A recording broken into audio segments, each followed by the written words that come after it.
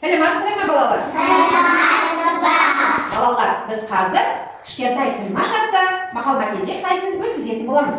Сайысымызды өткізбес бұрын біз топқа бөлінуіміз керек. Мына менің қолымдағы дорбаның ішінде екі түрлі асықтар бар. Осы асықтардың түстеріне сәйкес біз орындықтарға жайғасамыз. Түсінікті ме балалар? Иә.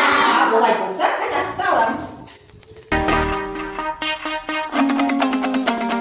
Біз асықтар тобымыз, асық ойнаған озады. Біз кенже тобымыз, бірлік пен береке. Мөлдір экранға назар аударамыз. Жасанды интеллект арқылы жасалған тапсырманы орындаймыз. Мақал-мәтелдің жартысын табу. Білім болады. Қане қай топ айтады? Киіз үй тобы, қане айтады. Оқу білім бұлағы, білім оның шырағы. Дұрыс па балалар? Иә. Молодцы, жарайсыздар. Бір ұпай сендерге. Келесі тапсырманы жалғастырамыз балалар, ары қарай. Бірлікті бірді жырады. Қай топ?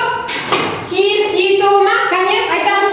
Бірді шығады, білімді мұнды шығады. Жарайсыздар. Еңбекке ер өседі, еңбектен ер өседі, егістен төл өседі. Тамаша, асықтар тобына бір ұпай. Ал балалар, келесі тапсырмамыз суретті мақал-мәтелдер. Мына көгілдір экрандағы суреттерге қарап мақал-мәтелдерді айтатын боламыз. Дайынсыздар ма?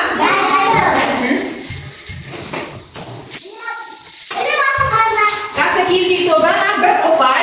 Келесі тапсырма қараймыз. Асықтар тобы жауап береміз. Қорқақ қобатын. Көз.